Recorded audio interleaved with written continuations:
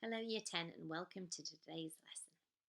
Today we're going to be looking at supernatural and religious explanations for the cause of disease in the Middle Ages. And the first thing we're going to do is look at religious understandings of what caused disease. So I'd like you to draw a little cartoon church for me. Now the church was really important in the medieval period. It was the most powerful institution there was, even more powerful than the king.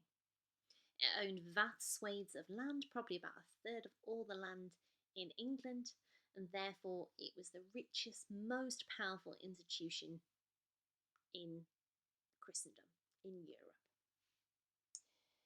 And it had lots of power because people believed in its teachings. Most people at this time weren't educated, they couldn't read, and if they had any kind of education, it came from the church.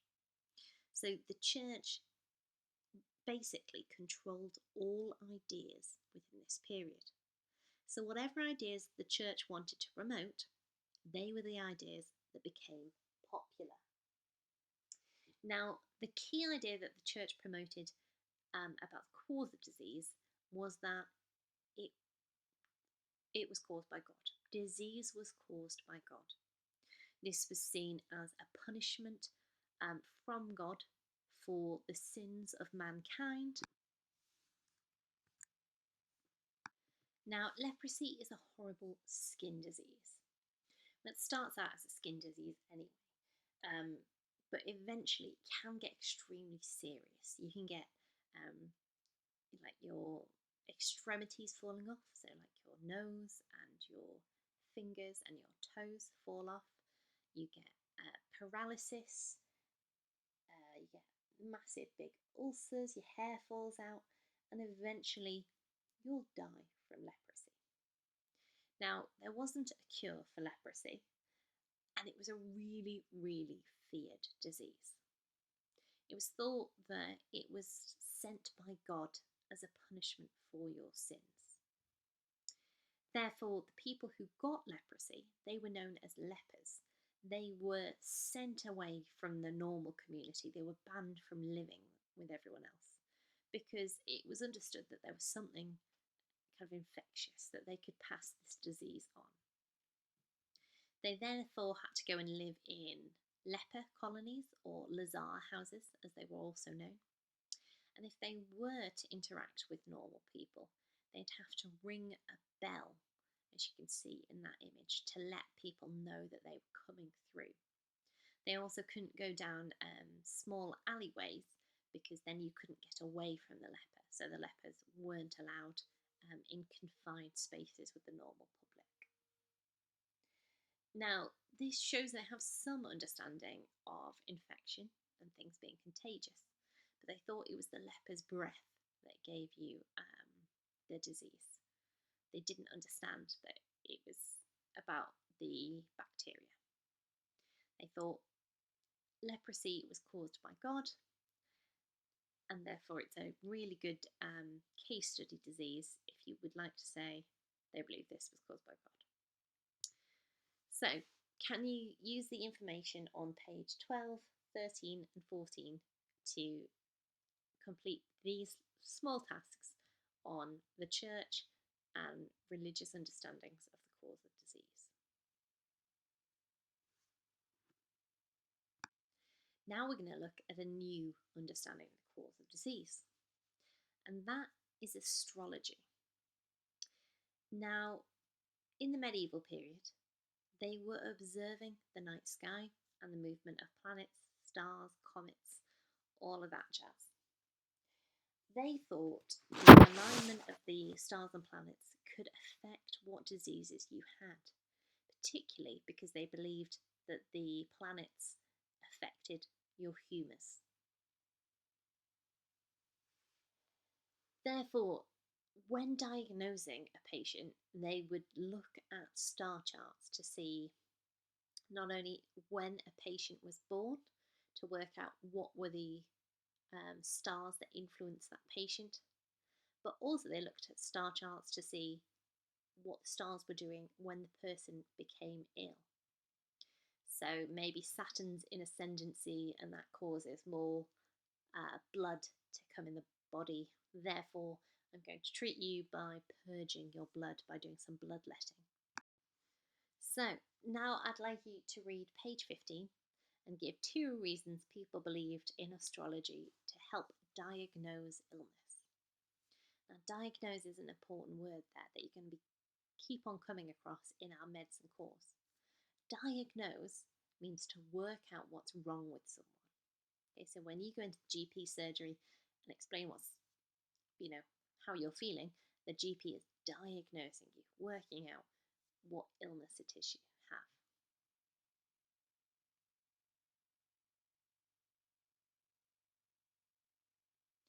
Right, let's now look at the next cause of disease, and that is miasma. Now, miasma is a bad smell.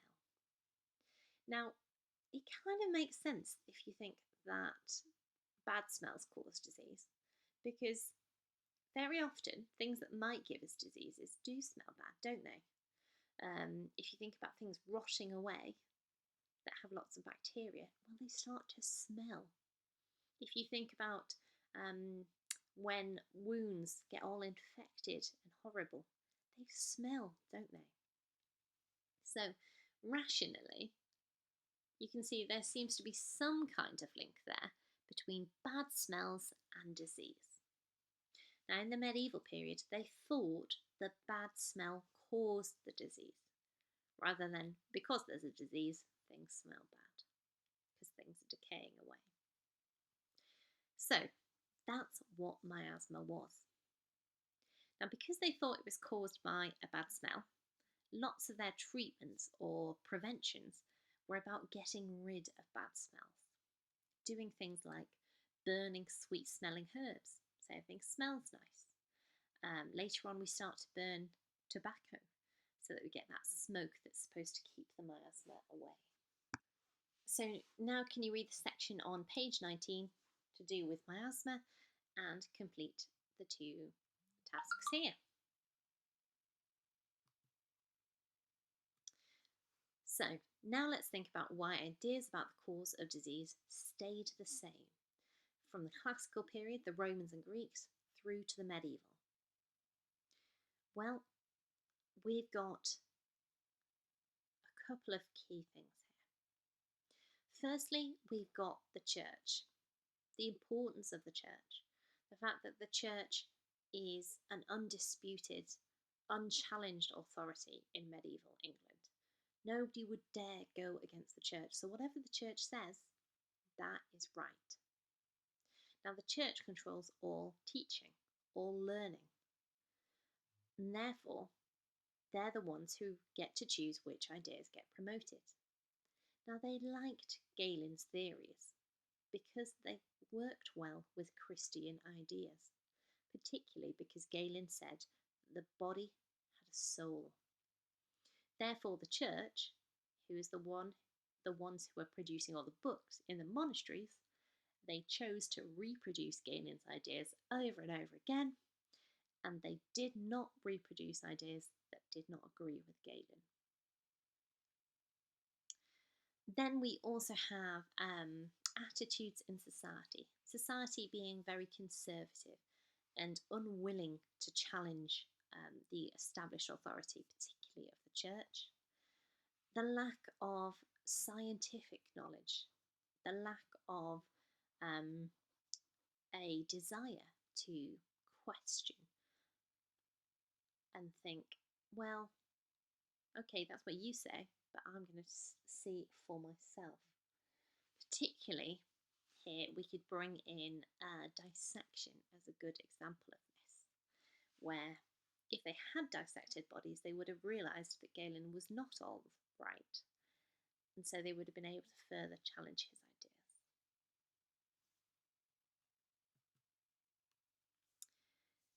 So, medicine is all about thinking about how much things have changed across different time periods, comparing the medieval to the Renaissance, the modern to the industrial. And when we think about change, we're usually thinking about how big a change happened or the extent of change.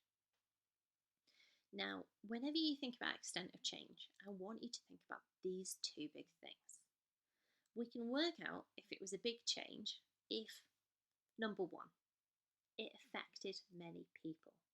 So the vast majority of the population experiencing this, believing this, using this. And number two, was it a long-lasting change? Was it a change that lasted many centuries? Or is it something that lasts, 10 years or so? If it is a long-lasting change that affects many people, it's a big change. If it's one that affects very few people and doesn't last very long, it's a small change. Now, I've used the terms big and small there, but we can also talk about negative and positive change. Now, if we're talking about things getting better, changing for the positive, we might call that progress or progression. And if we talk about things getting worse, a negative kind of change, we'd call that regression. Things have regressed. So there's two more key words for you to think about in the future. When we're talking about change, we're often looking for progress or regression. Now, on the next slide, there are a whole series of different words that we might like to use in the future going forward when we're trying to talk about change. What I'd like you to do with these is to colour code them into words that describe big positive changes, one colour, and small negative changes in another. Here are your words.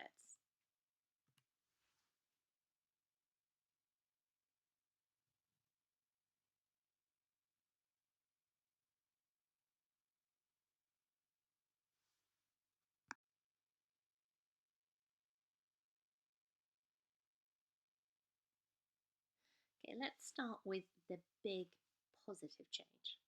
So we could say big change, we could say an impactful change, we could say progress, we could say transformation, that it's long lasting, that it's a milestone, that it's altered something, or that it's a turning point or a pivotal moment, that something is different. If we want to talk about small change, then we'd just say small change, or regression if things have actually got worse, or we might say that things have stayed the same or stayed still. We might also talk about stagnation.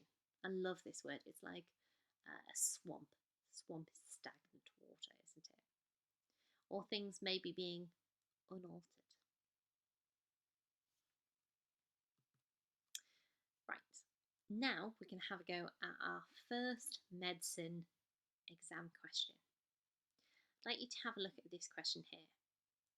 Explain why there was continuity in the ideas about the cause of disease during the period 1250 to 1500. You may use the following information in your answer: the Church and Galen. Now, this is a 12-mark question. It follows the exact same structure as a 12-mark question in Germany.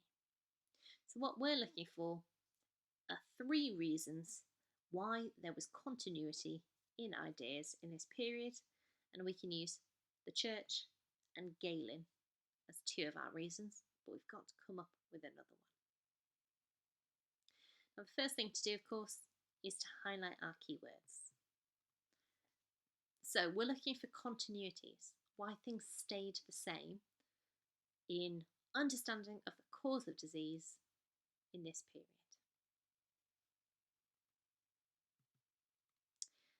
As I said, it's the same structure as Germany, given 2 bullet points, but add a third. 3 P paragraphs, no introduction, no conclusion. Have a go.